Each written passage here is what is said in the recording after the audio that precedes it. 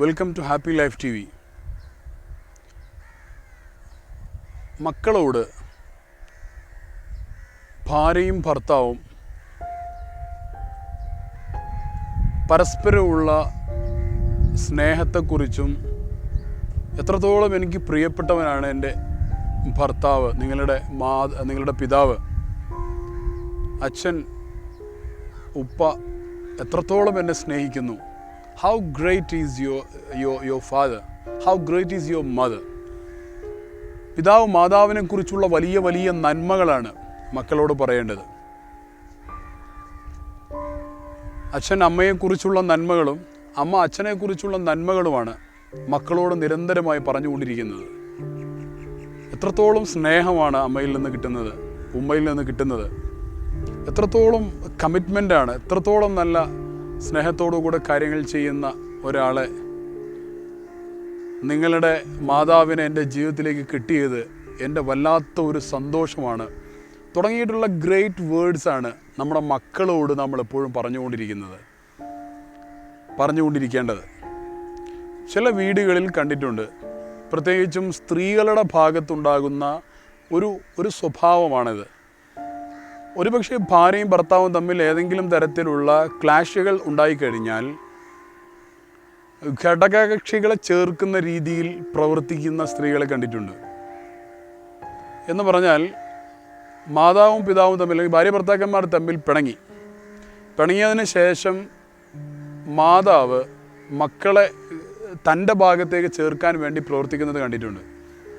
മോനെ ഇങ്ങോട്ട് വാ, അച്ഛൻ എന്നതാ പറഞ്ഞതെന്നറിയാവോ? അച്ഛൻ പറഞ്ഞത് അമ്മയെ ഒഴിവാക്കുമെന്നാ. അമ്മയെ വേണ്ടെന്നാ അച്ഛൻ പറഞ്ഞ്.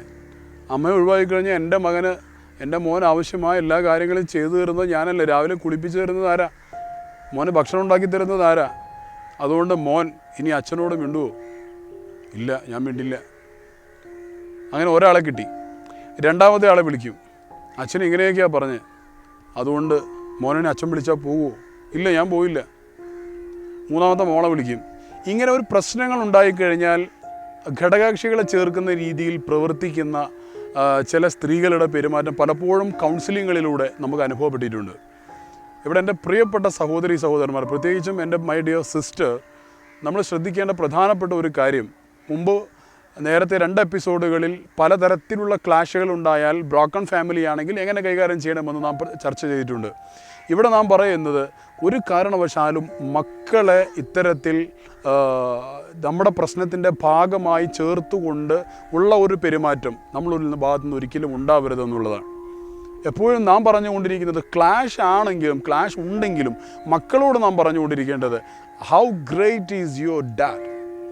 എത്രത്തോളം നല്ല ഒരു പിതാവാണ് നിങ്ങളുടെ പിതാവ്.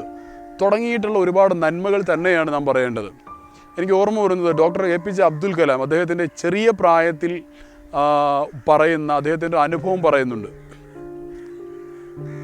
ഡോക്ടർ കലാം പറയുന്നു, കൊച്ചു പയ്യനായിരുന്ന സമയത്ത് ഒരു ദിവസം കലാമിൻ്റെ വാപ്പയും ഉമ്മയും ഭക്ഷണം കഴിക്കാൻ വേണ്ടി ഇരിക്കുന്ന സമയത്ത് കലാമിൻ്റെ ഉമ്മ ചപ്പാത്തി കൊണ്ടുവന്നു രാത്രി. അങ്ങനെ ചപ്പാത്തി കൊണ്ടുവന്ന് നോക്കുമ്പോൾ അതിനകത്ത് കുറേ കരിഞ്ഞ ചപ്പാത്തികളുണ്ടായിരുന്നു. ആ കരിഞ്ഞ ചപ്പാത്തി കൊണ്ടുവച്ച സമയത്ത് ആദ്യം തന്നെ കലാമിൻ്റെ പിതാവ് ആ കരിഞ്ഞ ചപ്പാത്തികളെല്ലാം എടുത്ത് അദ്ദേഹത്തിൻ്റെ പ്ലേറ്റിലേക്ക് ഇട്ട് പറഞ്ഞു, എനിക്ക് കരിഞ്ഞ ചപ്പാത്തി വലിയ ഇഷ്ടമാണ്. അങ്ങനെ ആ കരിഞ്ഞ ചപ്പാത്തിക്ക് അദ്ദേഹം കഴിച്ചു. നല്ല ചപ്പാത്തി ഭാര്യയ്ക്കും കലാമിനും കൊടുത്തു. ഭക്ഷണമൊക്കെ കഴിച്ച് കഴിഞ്ഞതിന് ശേഷം കലാം പിതാവിൻ്റെ റൂമിൽ പോയി ചോദിച്ചു, വാപ്പ, യഥാർത്ഥത്തിൽ നിങ്ങൾക്ക് കരിഞ്ഞ ചപ്പാത്തി ഇഷ്ടമായിരുന്നു? അപ്പോഴാണ് ആ വാപ്പ പറഞ്ഞത്, അല്ല മോനെ, കരിഞ്ഞ ചപ്പാത്തി അങ്ങനെ ആർക്കും ഇഷ്ടം ഉണ്ടാവില്ല. പക്ഷെ ഞാനങ്ങനെ പറയാൻ കാരണം, നിൻ്റെ ഉമ്മ രാവിലെ മുതൽ വൈകുന്നേരം വരെ അധ്വാനിച്ച് ക്ഷീണിച്ച് രാത്രി നമുക്ക് വേണ്ട ഭക്ഷണം ഉണ്ടാക്കി തന്ന്, ആ സമയത്ത് ഞാൻ ആ ഭക്ഷണത്തിൻ്റെ കുറ്റം കൂടെ പറഞ്ഞു കഴിഞ്ഞാൽ നിൻ്റെ ഉമ്മാക്ക് വലിയ വിഷമമായി പോകുമടാ. അതുകൊണ്ട് ഞാൻ അങ്ങനെ പറയാതിരുന്നതാണ്.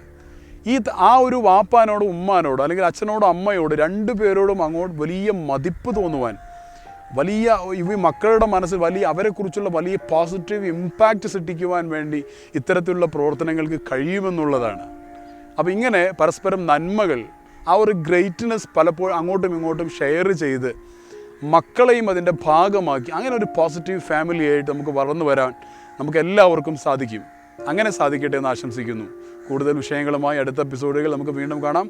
Watch and subscribe happy life TV.